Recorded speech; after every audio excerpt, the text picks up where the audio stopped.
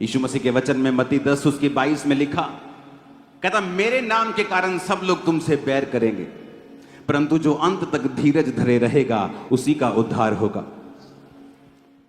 कहता मेरे नाम के कारण सब लोग तुमसे बैर करेंगे। आप बोलेंगे क्यों परमेश्वर? क्योंकि उन्हीं लोगों की नशे तुम छुड़वा रहे हो, उन्हीं लोगों के बीमार तुम चंगे कर रहे हो फ्री में, उन्हीं लोगों की आत्माओं को तुम उद्धार दे रहे हो। आज आप चर्च के सामने बैठे हैं, कितना पैसा दिया है? आप चर्च के फ्रंट वालों ने कितना पैसा दिया है? जिन पे प्रार्थना होगी कितना पैसा दिया है? स्वीट्स मिल रही हैं, अनॉइंटिंग ऑयल मिल रहा है, कितना पैसा दिया है? इसीलिए जीसस और उसका वचन इतना पावरफुल है कि आज आधी दुनिया यीशु मसीह को मानती है। एक आदमी इतना हम्बल है कि एक देश का और अब दुनिया का वो प्रतिनिधित्व करेगा, लेकिन फिर भी क्योंकि यीशु के वचन से वो बंधा हुआ है, और ये सिखाता है हमें परमेश्वर का वचन। आज कोई भी मुंह उठाता है और जीसस के पूरे स्ट्रक्चर के ऊपर सवाल खड़े कर देता है, पूरी बाइबल पे सवाल खड़े कर देता है, ये बहन भाई गलत हैं।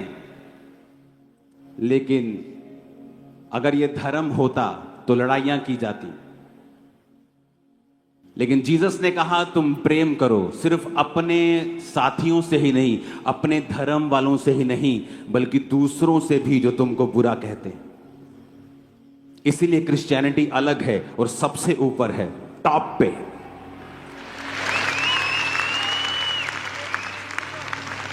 क्योंकि अगर लड़ाई करनी हो तो जब कोई व्यक्ति बोलता है कि पूरी बाइबल ही गलत है, तो इमेजिन करो क्या हालत हो जाए।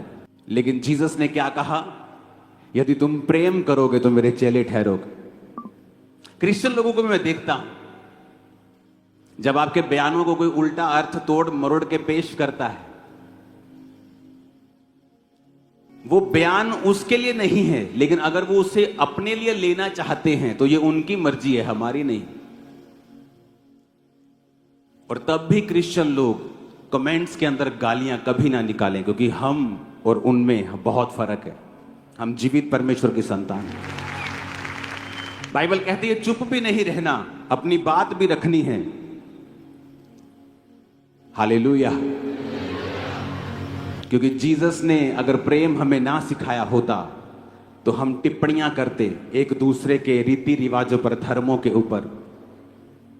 और इसीलिए मेरा 20 साल का रिकॉर्ड है, कोई व्यक्ति ये साबित नहीं कर सकता कि मैंने किसी पर भी टिप्पणी की हो, क्योंकि ये जीसस ने सिखाया नहीं है। इसीलिए उसने प्रेम करना सिखाया है, और हर एक विरोधी से हमने प्यारी किया है हमेशा। हालेलुया। और इसीलिए जीसस ने कहा तुम दुनिया के नूर हो, तुम दुनिया से अलग हो, तुम दुनिया के जैसे नहीं हो। तुम दुनिया में रहते हो, परंतु मैंने तुमको दुनिया में से चुन लिया है।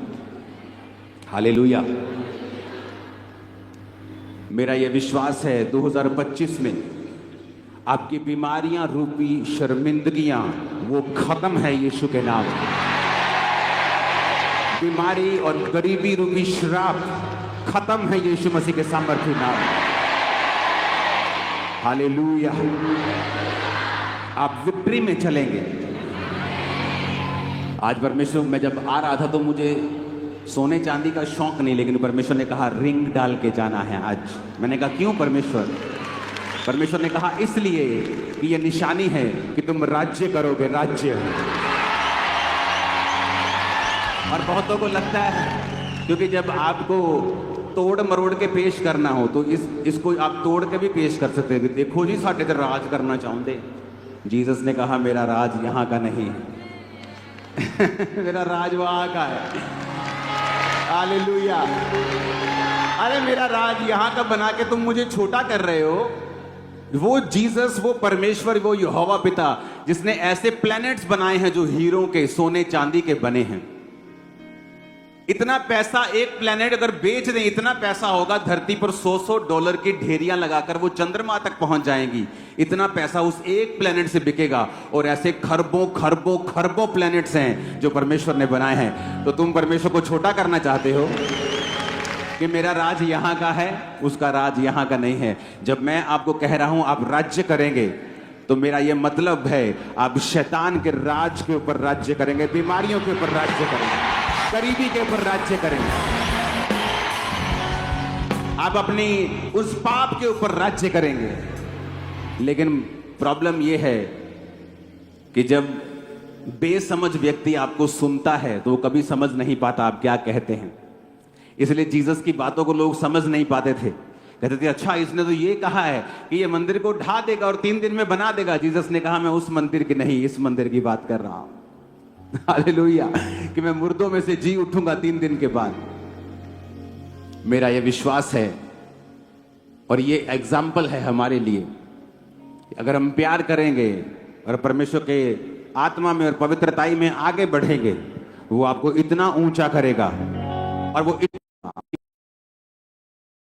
कि मेरा राज यहां का है, उसका राज यहां का नहीं है। जब मैं आपको कह रहा हूं आप राज्य करेंगे, तो मेरा यह मतलब है आप शैतान के राज के ऊपर राज्य करेंगे, बीमारियों के ऊपर राज्य करेंगे, गरीबी के ऊपर राज्य करेंगे,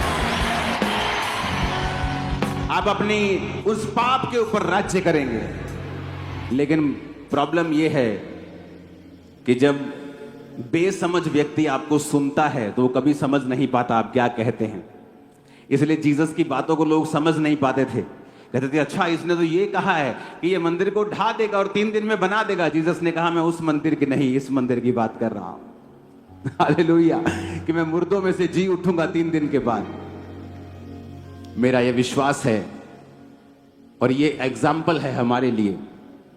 अगर हम प्यार करेंगे और परमेश्वर के आत्मा में और पवित्रताई में आगे बढ़ेंगे, वो आपको इतना ऊंचा करेगा और वो इतना ऊंचा करेगा जहां से आपको अगर देखना ही पड़ जाएगा तो गर्दनों में बल पड़ जाएंगे, आप इतना ऊंचा होगा। Hallelujah, hallelujah. आज से कुछ साल पहले जब पंजाब में बहुत विरोध चल रहा था, इतना विरोध चल रहा था कि कहने की बात नहीं, और हम अन्य जाति लोगों का इलाज करवा रहे थे हॉस्पिटल्स में। मैं अपनी टीम से कह रहा था, मैंने कहा अगर हम ये बात को लोगों को बताएं कि देखो तुम्हारी ही जाति के लोगों का इलाज चर्च करवा रही है, लेकिन बाइबल क्या कहती है? प्रेम सब अपराधों को ढांप देता है। इसीलिए चर्च ऊंची हुई है, क्रिश्चियनिटी बड़ी है, क्योंकि ये धर्म नहीं, ये एक बेदारी है, ये परमेश्वर का काम है। आपका न्यू ईयर जो आप परमेश्वर के भवन में हो, खुदा के भवन में आप इस नए साल में हो, ये ऑर्डिनरी बात नहीं है। परमेश्वर आपके विश्वास को जो आपने प्रभु के लिए दिखाया है उसका ऑनर करेगा। वो आपके वंश को बढ़ाएगा, सारे श्रापों को खत्म करेगा, वो आपके रास्तों को साफ करेगा और आपको नेक्स्ट लेवल पे लेके जाएगा। आमीन। ऊंचा धड़कने वाला यीशु मसीह के नाम में हालेलुया, हालेलुया। यीशु मसीह ने कहा उनसे मत डरना जो शरीर को नाश कर सकते हैं, उससे डरना जो शरीर और आत्मा दोनों को नाश कर सकता है। 2025 हमें प्रार्थना करनी होगी, क्योंकि इकोनॉमी के ऊपर डिप्रेशन आएगा। जो लोग खुदा में होंगे, टाइदर्स होंगे, गिवर्स होंगे, वो बचेंगे, बच जाएंगे। लेकिन आप देखोगे, बाइबल कहती है, जब यिर्मयाह भविष्यद्वक्ता, यशायाह भविष्यद्वक्ता में जब आप पढ़ते हैं, यहोजकेल में आप पढ़ते हैं, तो परमेश्वर ने कहा महंगी की तलवार चलेगी, महंगी आएगी, जो चीजें महंगी हो जाएंगी। आप देखोगे 2025 में बहुत सी चीजें इतनी महंगी होंगी कि वो रिकॉर्ड ब्रेक कर देंगे, जो परमेश्वर ने मुझे दिखाया। क्योंकि इसलिए मैंने कहा कि 2025 हैप्पीएस्ट न्यू ईयर बोल के हम जल्दी जल्दी घर जाने वाले नहीं हैं। हमें कल प्रार्थना करनी है। आप दिन रात के रोजों में कल से नहीं हैं। अगर आपको मेडिकल कंडीशन है, आप दिन दिन के रोजे करिए। आप कुछ करिए, आप बैठ के प्रार्थना करिए, चर्च में आइए, क्योंकि अगले 3 दिन हमें प्रार्थना करनी होगी। प्रार्थना करनी होगी देश की इकोनॉमी के लिए, क्योंकि आने वाले समय के जो मैसेज परमेश्वर दे रहा है वो अच्छे नहीं हैं, लेकिन हमें प्रार्थना करनी है। आप लोग बचाए जाएंगे, आपकी प्रार्थना के द्वारा दूसरे लोग भी बचाए जाएंगे। आपने यीशु मसीह के नाम का मजाक उड़ते रील्स में देखा, इतना कि जितना कभी नहीं देखा गया। आपको क्या लगता है, अगर क्रिश्चियंस कुछ नहीं कहेंगे तो क्या परमेश्वर कुछ नहीं कहेगा? मैंने लोगों को रोते हुए देखा है 2025 में, क्राई करते हुए देखा है, ऐसे ट्रबल्स में देखा है यंग लोगों को जो पहले उनकी लाइफ में कभी उन्होंने एक्सपेक्ट नहीं किए थे। तो हमें प्रार्थना करनी है कि परमेश्वर की सच्चाई उन लोगों के ऊपर जाहिर हो और वो लोग भी बचाए जाएं। आमीन। हमें प्रार्थना करनी होगी देश के लिए, हमें प्रार्थना करनी होगी आने वाले समय में पंजाब के लिए, क्योंकि शांति को बनाए रखने के लिए आपको प्रार्थना करनी होगी। हालेलुया। हमें प्रार्थना करनी होगी आने वाले समय के यूथ के लिए, क्योंकि जितना वो बिगड़ा हुआ आपको 2025 में दिखेगा, आपने लाइफ टाइम में कभी नहीं देखा होगा। इसलिए मैं कह रहा हूं कि हैप्पीएस्ट न्यू ईयर सिर्फ हैप्पीएस्ट न्यू ईयर बोलने से या मैसेज फॉरवर्ड करने से नहीं हो जाता। हमें परमेश्वर का आत्मा दिखाता है और समझाता है आपको क्या करना है, आपको क्या बोलना है, क्या आपको प्रार्थना में परमेश्वर से कहना है, प्रभु क्या कह रहा है आपको, और उसके अनुसार आपको प्रार्थना करनी है। इसलिए चर्च बनाई गई है। चर्च का मकसद सिर्फ आकर बरकत लेना नहीं होता।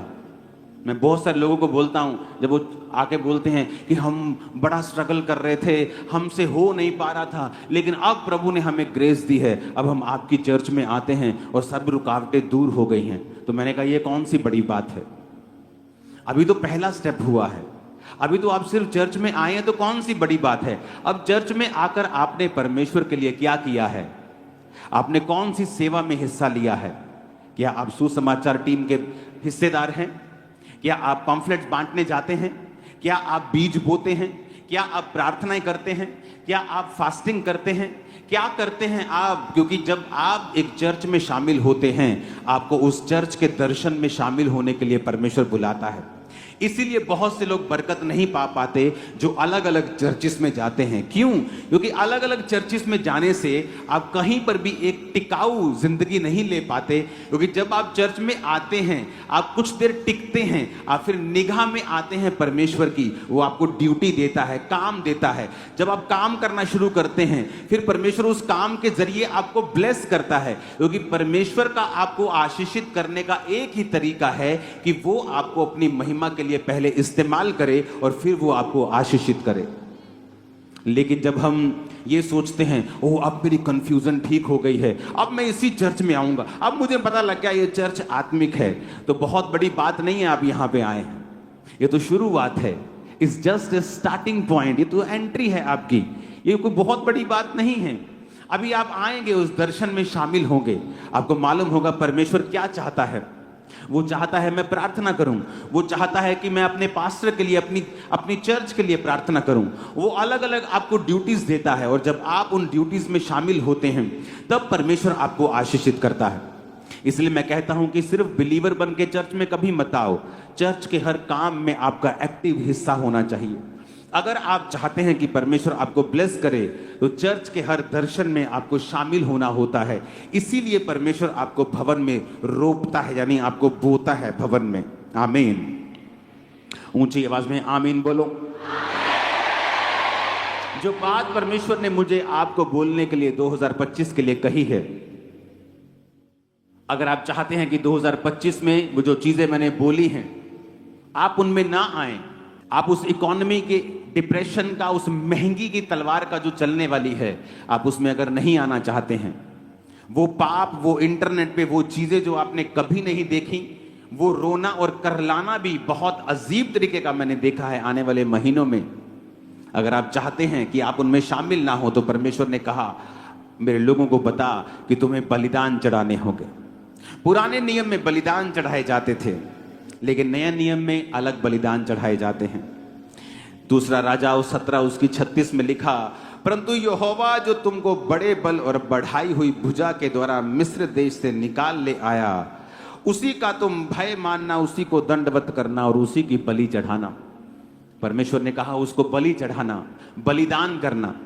जब भी आप प्रभु के सामने, प्रभु बुलाता था कि तुमने पाप किया है, आ जाओ पाप बलि लेके आओ। कभी नहीं कहता था कि आके सॉरी बोल दो, सॉरी गॉड, सॉरी परमेश्वर। परमेश्वर कहता है सॉरी बोलना है, बलिदान लेके आओ, साथ में मेल मिलाप करना है, बलिदान लेके आओ, बैल लेके आओ, भेड़ लेके आओ, उसे चढ़ाओ। लेकिन नया नियम में बाइबल कहती है प्रभु यीशु मसीह एक ही बार कुर्बान होके हमारे लिए बलि चढ़ गया। अब हमें उन कुर्बानियों की जरूरत नहीं कि हम भेड़े और बैलों को लेके जाएं। लेकिन अभी भी बलिदान की व्यवस्था चेंज नहीं हुई है। लेकिन अब कौन से बलिदान है जो परमेश्वर चाहता है हम चढ़ाएं? वो बलिदान हमें नया नियम में मिलते हैं। पहला पत्रस 2 उसकी 5 में लिखा है, तुम भी आप जीविते पत्थरों के समान आत्मिक घर बनते जाते हो, जिससे याजकों का पवित्र समाज बनकर ऐसे आत्मिक बलिदान चढ़ाओ जो यीशु मसीह के द्वारा परमेश्वर को ग्रहण योग्य हो। कहता आत्मिक बलिदान चढ़ाओ। पहले तुम परमेश्वर बकरों को, बैलों को मांगता था कि अगर तुम्हें पाप बलि चढ़ानी है, बैल लेके आओ, भेड़ लेके आओ। होम बलि चढ़ानी है, मेल बलि चढ़ानी है, बैलों और बकरों को वो लेके जाते थे। लेकिन जीसस ने एक ही बार अपने आप को चढ़ाया, अपना लहू लेके पिता के सामने गया और हमारे लिए एक ही बार वो कुर्बान हुआ।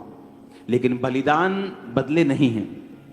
हाँ, उनका रूप बदल गया है। अब परमेश्वर कहता है ऐसे आत्मिक बलिदान चढ़ाओ जो परमेश्वर को ग्रहण योग्य हैं। रोमियो 12 उसकी 1 आयत में लिखा है, इसलिए हे भाइयों मैं तुमसे परमेश्वर की दया स्मरण दिलाकर विनती करता हूं कि अपने शरीरों को जीवित, पवित्र और परमेश्वर को भावता हुआ बलिदान करके चढ़ाओ, यही तुम्हारी आत्मिक सेवा है। वो कहता है अपने शरीरों को जीवित चढ़ाओ परमेश्वर के सामने। इन्हें अपवित्र मत करो, इन्हें व्यभिचार में मत लगाओ, इन्हें ब्लू फिल्में देखने में मत लगाओ, इन्हें नशे करने में मत लगाओ। अपने शरीर को जीवित रखो परमेश्वर के लिए और पवित्र करके परमेश्वर को भावता हुआ बलिदान करके कहता उसे परमेश्वर को चढ़ाओ, यही तुम्हारी आत्मिक सेवा है। परमेश्वर ने मुझसे डायरेक्ट कहा है, अगर आप सिंपल बिलीवर हैं, just you are a believer, कोई खास आपकी प्रार्थना नहीं है, just you are a believer, आप जीसस में बिलीव करते हैं, मैं आपको बता रहा हूं, शैतान जो सोच के बैठा है 2025 में, जिस तरह से इंटरनेट के ऊपर महंगी के द्वारा, महंगाई के चीजों के द्वारा, इकोनॉमिक डिप्रेशन के द्वारा वो जिस तरह से सोच के बैठा है, मैं आपको बता रहा हूं, आपको परमेश्वर की जरूरत हर साल बढ़ती जाएगी। यीशु मसीह ने कहा कि अपने शरीर को भावता हुआ बलिदान करके चढ़ाओ। भजन संहिता 4 उसकी 5 में लिखा है, धर्म के बलिदान चढ़ाओ और यहोवा के ऊपर भरोसा रखो। आत्मिक बलिदान चढ़ाओ और यीशु मसीह के द्वारा जो परमेश्वर को ग्रहण योग्य हो। अगर आप सिंपल विश्वासी हैं और तो मैं आपको एक सलाह देना चाहता हूं, आपका भाई होने के नाते, आपका आत्मिक अगुआ, आपका स्पिरिचुअल फादर होने के नाते मैं आपको एक सलाह देना चाहता हूं कि 2025 को अगर हैप्पीएस्ट करना है तो आप बलिदानों को चढ़ाना शुरू कर दें। वो बलिदान मेरे शरीर का है। एक नशा करने वाला व्यक्ति नहीं कह सकता कि मेरा शरीर को मैं मन भावता हुआ बलिदान करके यहोवा को चढ़ा रहा हूं। एक व्यभिचारी व्यक्ति नहीं कह सकता कि मैं अपने शरीर को बलिदान करके परमेश्वर को चढ़ा रहा हूं। परमेश्वर ने कहा तुम्हें आत्मिक बलिदान और धर्म के बलिदान चढ़ाने होंगे। वो बैल और बकरों की बलियां नहीं होंगी, परंतु वो तुम्हारी जिंदगी होगी, तुम्हारे समय का बलिदान होगा, तुम्हारी इच्छाओं का बलिदान होगा। कि अगर परमेश्वर ने कहा है मुझे पवित्रताई में रहना है, मसीह में आने से पहले, बहुत पहले, मैं एक लड़की को पसंद करता था अपने स्कूल टाइम में, और मैं हमेशा परमेश्वर को बोलता था कि परमेश्वर मेरी उसके साथ मैरिज क्यों नहीं करवाता तू। और कोई प्रॉब्लम नहीं थी, सब कुछ सही था। लेकिन जब मैं मसीह में आया, मुझे मालूम हुआ कि मेरी लाइफ में परमेश्वर नहीं चाहता था कि मैं संसारिक लव में पढ़ूं। अगर मैं वो पढ़ता, मुझे इतनी अच्छी वाइफ कभी नहीं मिलती। कई बार आप कंप्लेंट करते हैं कि परमेश्वर जिसे मैं पसंद करता हूं वो क्यों मेरी जिंदगी में नहीं है, जबकि वो आपकी जिंदगी में अगर आ जाए, मैं आपको बता दूंगा, आपकी जिंदगी नरक हो जाएगी, क्योंकि आप नहीं जानते फ्यूचर में क्या रखा है। आज मैं 2 दिन से परमेश्वर की प्रेजेंस में हूं, तो भी आपने चर्च की व्यवस्थाएं देखी। कौन संभाल रहा है? मेरी वाइफ संभाल रही, मेरी टीम संभाल रही है। आपने प्ले देखा, उसका डायरेक्टर मेरी वाइफ है।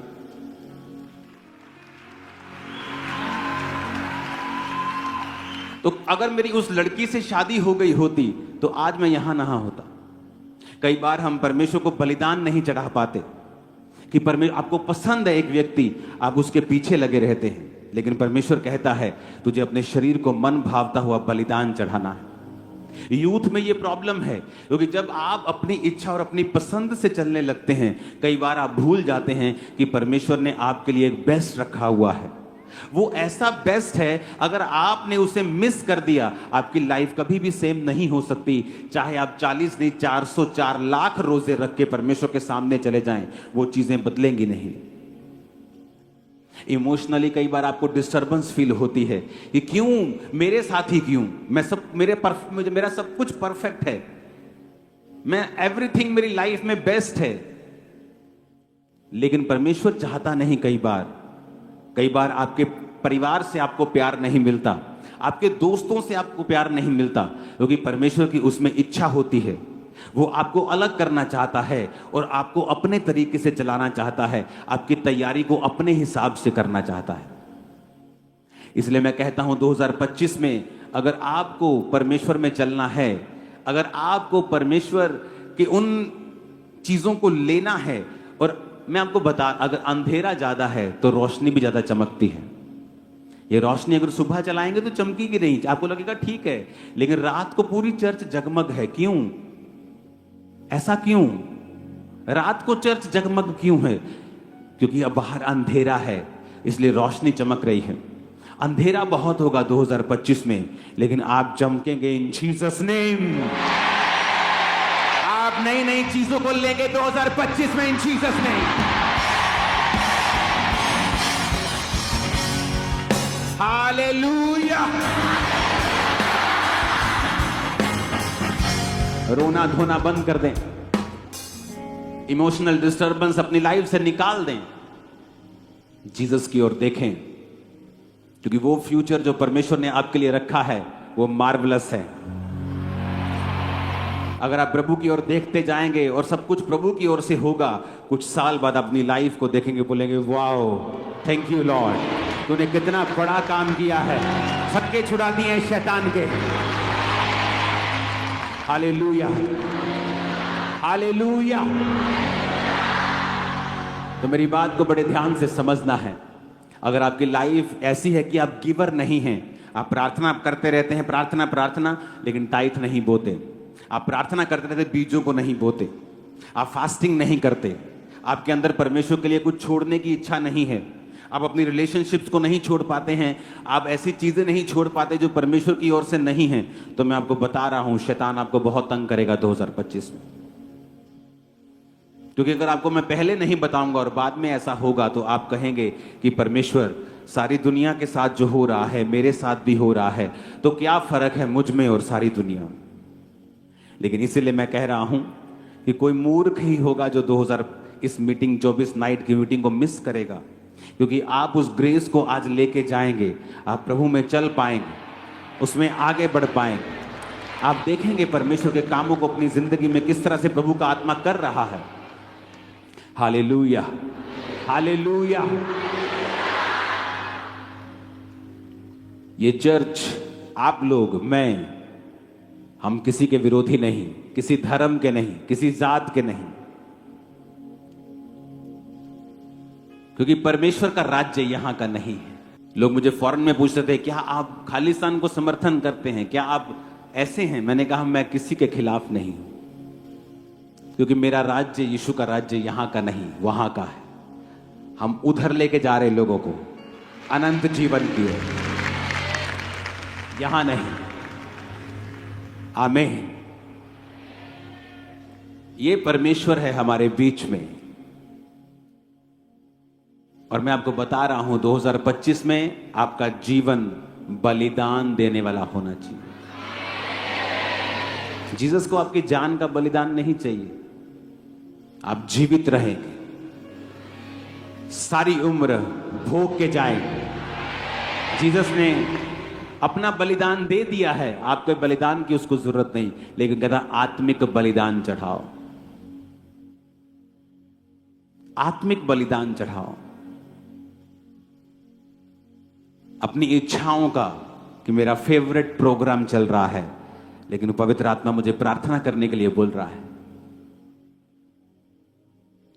मैं पूरी दुनिया घूम सकता हूं, लेकिन आप इमेजिन भी नहीं कर सकते 1 अगस्त से मैं अपने घर से निकला नहीं हूं। दिसंबर आ गया, दिसंबर छोड़ो, अब तो जनवरी शुरू हो गया।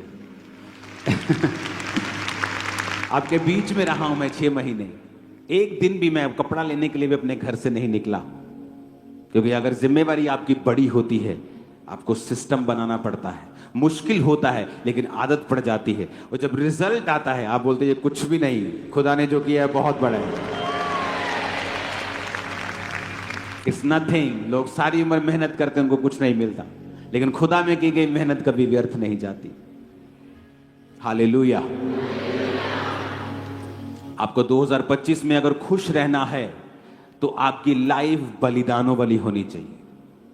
क्यों यहूदी बच्चे पूरी दुनिया के बिजनेसमैन बन जाते हैं, पूरी दुनिया के बड़े बड़े बिजनेस के मालिक हैं। छोटे होते जब सिखाया जाता है, बेटा चर्च जा रहे हो, टेक 1 शकेल, ले बेटा 1 रुपया, 10 रुपए।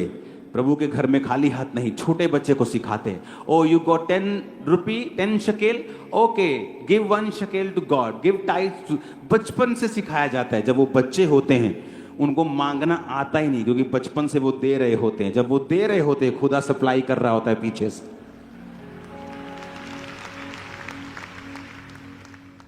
दाऊद ने अपना हजारों करोड़ों का सोना परमेश्वर में दे दिया था, और परमेश्वर ने कहा सुलेमान तूने बुद्धि मांगी पर मैं तुझको पैसा दूंगा। कहता प्रभु मैं पैसा तो मांगा ही नहीं मैंने। नहीं तेरे को दूंगा पैसा, मैंने नहीं मांगा। नहीं तुझे दूंगा, क्योंकि तेरे बाप ने कुछ बोया था, तो मुझे वापस करना है। इतना करूंगा, इतना दूंगा।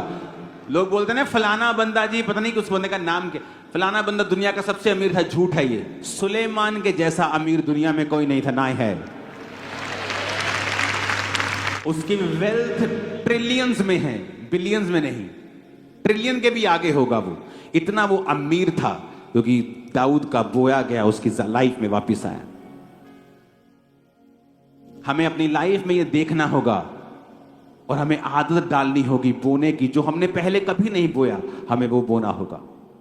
जितनी प्रार्थना पहले नहीं की, जो पवित्रता, जो फोकस, जो लेवल, जो प्रार्थना, जो फोकस, जो मन की जो स्थिति जैसी पहली थी, उससे भी कहीं अधिक हमें परमेश्वर में जुड़ना होगा 2025 को हैप्पीएस्ट करने के लिए।